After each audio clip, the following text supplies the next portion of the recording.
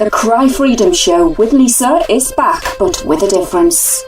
The ever-depressing, artificial noise-ridden, frequency-lowering, wavelength-controlling concrete jungle has been finally escaped and replaced for the ever-stimulating, natural-sounding, vibration-hiring freedom of the rather muddy and extremely soggy wood and farmland of moist, green and fertile Cymru Wales.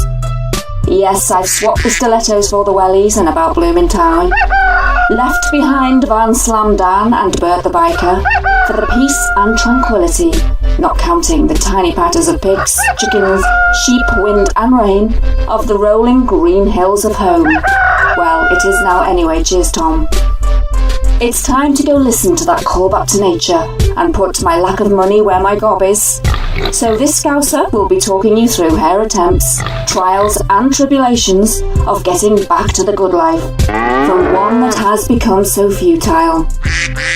Days spent on the land and evenings with a book in front of a roaring stove of logs sounds good to me.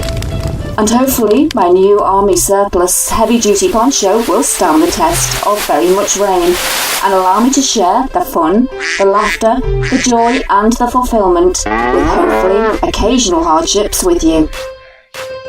So join me on the Cry Freedom Show from down on farm as I try to show that there is another way to escape to the country and leave behind the chains of tyranny, whilst doing my best to become one with Mother Earth and all that she bears.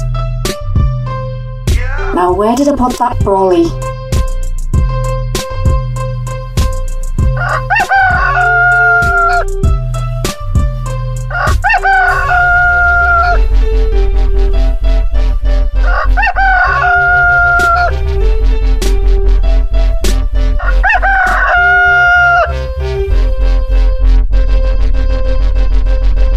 The Cry Freedom Show with Lisa from down on farm in Cymru, Wales.